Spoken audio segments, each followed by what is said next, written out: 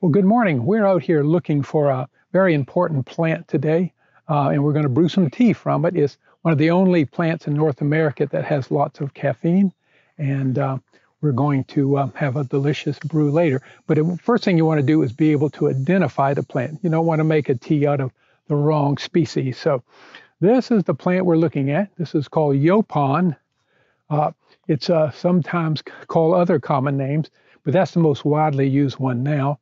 And it has an interesting Latin name called Ilex vomitoria, and we'll talk more about why that's a misnomer in a little bit. But this is the plant. It's a holly. Hollies are dioecious. They're separate male and female plants. And if you can notice here, this has berries. In the fall, a little bit later on now, these will be turning very red. It's one of the prettiest hollies we have. But these leaves, which are serrated, and I might be able to bring one up closer to the camera.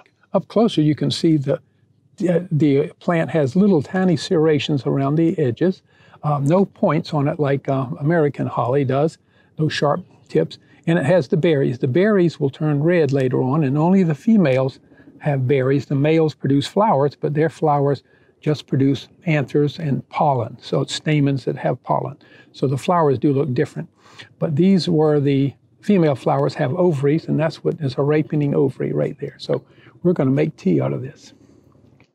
We've gotten a branch off, but we could have picked leaves right off the tree, or take a few branches in and sit around a table and pick them. And what you do is just pick the leaves off the plant. It's best to try to get younger leaves. Evidently, the older leaves are not quite as caffeinated as the young leaves. And so I'm just showing you how I do it now. I'm going to have already done a few others. Okay.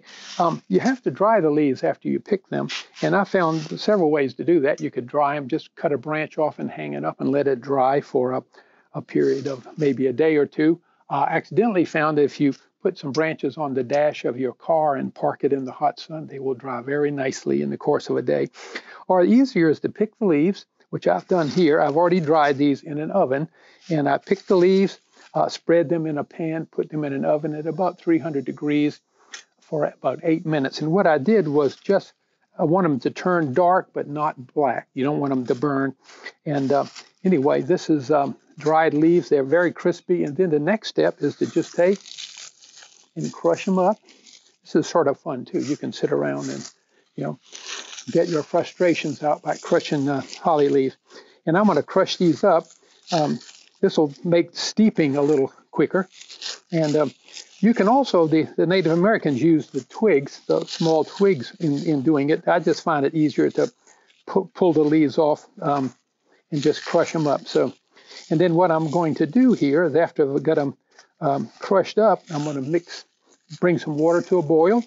I'm using about a level or a little mounded up tablespoon of leaves per cup of water, maybe 6 ounces of water. And bring the water to a boil, add the appropriate number of dried, crushed up leaves, and let it steep for about 8 minutes. And it is yummy. What I've done is I went ahead and measured out the water. There's about 6 cups of water in here. I'm putting it in a pan, which we're going to bring to a boil. And then we're going to put the leaves in it. We'll have some delicious Yaupon holly.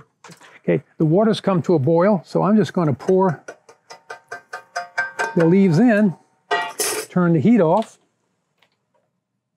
and just let it sit for a little while. We're going to let it sit for about 8 minutes. Good. The tea is boiled. We let it steep 8 minutes, and I'm going to put it into this little glass carafe here so you can see the actual color of it.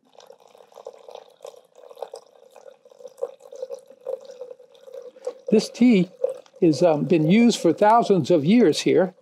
It's a delicious tea. It was of religious significance to the Native Americans. And evidently, the name was used Azi, A-Z-I. Of course, they didn't use those letters, but that is the closest sound that people come up with. And they brewed it a little stronger. They would dry them, evidently, the leaves in the clay pots, and then over a fire. And then they would brew tea.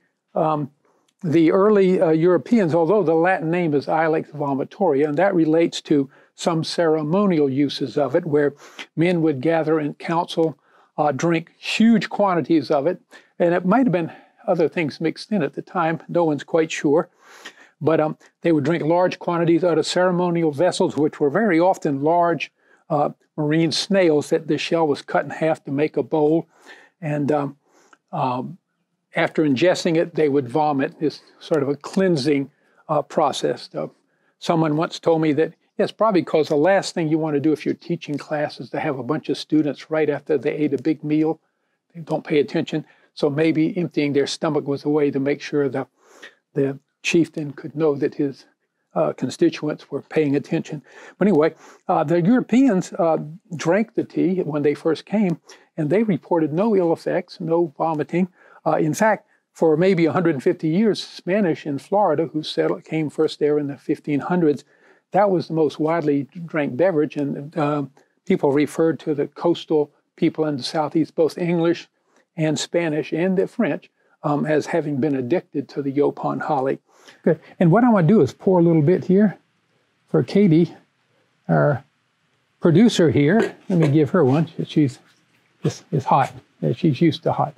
She drinks mate. Mate is a South American holly that's drank it's the most widely drank beverage probably in South America. It's also one of the few plants in South America that have substantial caffeine in it. And yerba mate is a delicious tea.